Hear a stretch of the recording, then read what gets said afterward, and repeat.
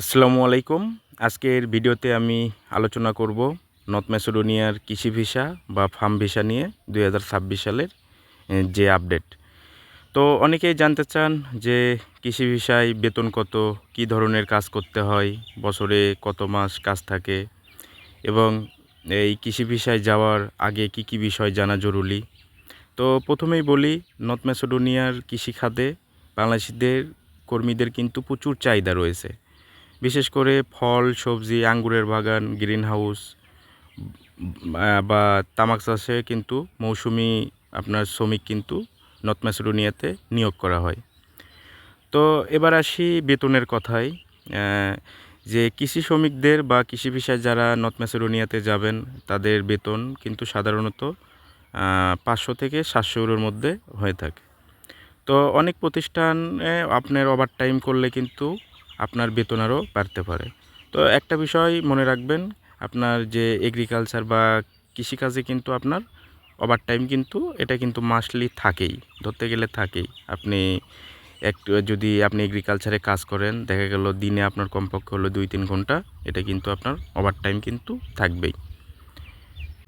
তবে বেতনের ক্ষেত্রে আপনার কোম্পানি কাজের ধারণ মানে যে কাজের যে ধরন বা চুক্তির ওপর নির্ভর করে কিন্তু বিভিন্ন রকম বেতন কিন্তু হয়ে থাকে।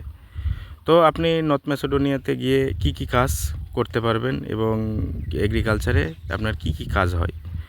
তো যখন আপনি এগ্রিকালচারে নর্থ ম্যাসেডোনিয়াতে যাবেন, সেখানে আপনার যে কৃষির যে কাজগুলো আছে সেগুলো হলো আপনার চারা রোপণ, ধরেন বিভিন্ন টমেটো, তারপর স্ট্রবেরি বা বিভিন্ন যে আরও যে আপনার যে ফল বা সবজির চারা আছে এগুলো কিন্তু রোপণের কাজ থাকে।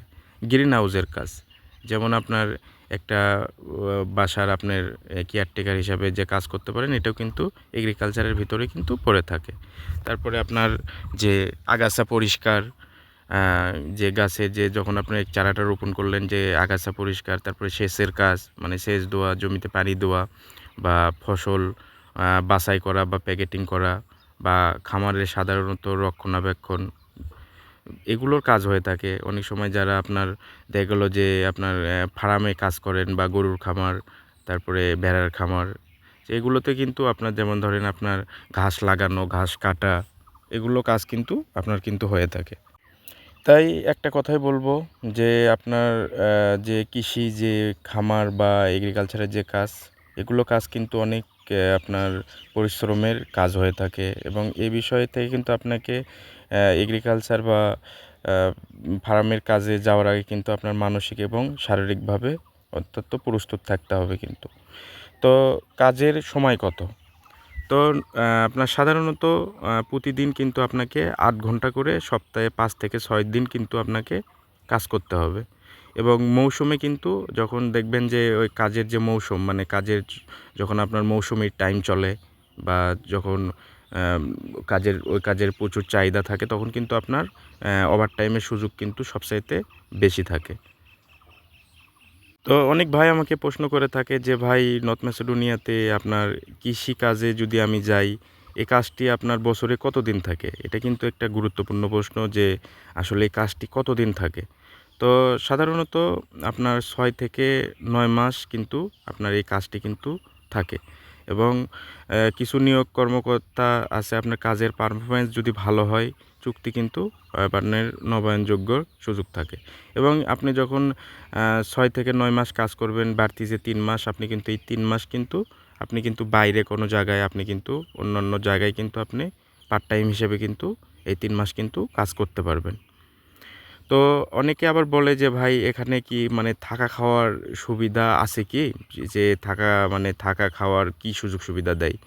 তো অনেক কোম্পানি আপনার থাকার ব্যবস্থা করে দেয় এবং কম খরচে এবং থাকার সুযোগও করে নেওয়া যায়। তো আপনি যদি দেখা যায় যে আপনাকে কোম্পানি থেকে আপনাকে থাকার ব্যবস্থা করে দেওয়া হলো, সেখানে আপনি থাকতে চাচ্ছেন না, সেক্ষেত্রে কিন্তু আপনি কম খরচে কিন্তু সেখানে আবার থাকার ব্যবস্থা করে নিতে পারবেন। তবে অনেক সময় কোম্পানি কিন্তু আপনাকে যে এগ্রিকালচার বা কৃষি পেশায় কিন্তু খাবার কিন্তু বেশিরভাগ ক্ষেত্রেই কিন্তু কোম্পানি দিয়ে থাকে। তো আপনি যখন এগ্রিকালচার বিষয়ে যখন আপনি নর্থ ম্যাসেডোনিয়া যাবেন, তখন কিন্তু আপনি চুক্তিপত্র ভালোভাবে পড়ে নেবেন চুক্তিপত্রে আপনার কিন্তু সব কিছুই লেখা থাকবে যে আপনার বেতন কত হবে, বেসিক কত, তারপরে আপনার ওভারটাইম করলে আপনি কত টাকা পাবেন, বেতন পাবেন, এবং আপনার থাকা খাওয়া কি কোম্পানি দেবে কি না, এটা কিন্তু চুক্তিপত্রে কিন্তু লেখা থাকে। তাই আপনি যখন এগ্রিকালচার বিষয়ে যাবেন তখন কিন্তু আপনি চুক্তিপত্রটা ভালোভাবে কিন্তু পড়ে নেবেন। তো অনেক ভাই আমাকে একটা প্রশ্ন করেন যে ভাই, এগ্রিকালচার বা কৃষি ভিসায় কি সারা বছর কি ওয়ার্ক পারমিট ইস্যু হয়? তো আমি তাদের উদ্দেশ্যে বলবো যে এগ্রিকালচার বা কৃষি ভিসায় কিন্তু আপনার সারা বছর কিন্তু আপনার কিন্তু ওয়ার্ক পারমিট কিন্তু ইস্যু হয় না।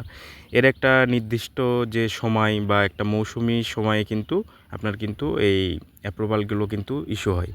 আর সবচাইতে বড় যে বিষয়, আপনার কিন্তু এগ্রিকালচার ভিসাতে কিন্তু যখন আপনার মৌসুমি সিজন চলে বা টাইম চলে, তখন কিন্তু এই ভিসাতে যদি আপনি আবেদন করেন তাহলে কিন্তু খুব স্বল্প সময়ের মধ্যেই কিন্তু আপনি নর্থ ম্যাসেডোনিয়াতে যেতে পারবেন।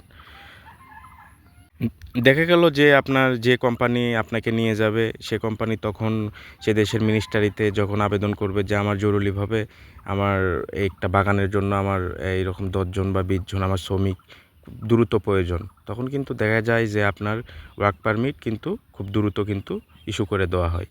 তো সেক্ষেত্রে আপনারা সঠিক এজেন্সি দেখে এবং সঠিক মাধ্যম দেখে ফাইল জমা করবেন। আর এগ্রিকালচার ভিসার কিন্তু আপনার সিজন চলে আপনার জুলাই থেকে, আপনার কিন্তু এর ভিসার কিন্তু যে মৌসুম কিন্তু জুলাই থেকে শুরু হয়। তো আপনারা জুলাই থেকে আপনার এগ্রিকালচার ভিসার জন্য যদি আপনি আবেদন করেন, সর্বোচ্চ কম সময়ের মধ্যে কিন্তু আপনি নর্থ ম্যাসেডোনিয়া যেতে পারবেন। যদি আপনার কোম্পানি যদি সঠিক থাকে, আপনার এজেন্সি যদি সঠিক থাকে, তাহলে কিন্তু আপনি খুব দ্রুত সময়ের মধ্যে কিন্তু নর্থ ম্যাসেডোনিয়াতে কৃষি ভিসায় বা এগ্রিকালচার ভিসায় যেতে পারবেন। তো আজকের ভিডিওটি আমার এই পর্যন্তই। যদি তারপরেও যদি আপনাদের কোনো প্রশ্ন থাকে বা কোনো কিছু আপডেট জানার থাকে, আপনারা আমার কমেন্ট করবেন।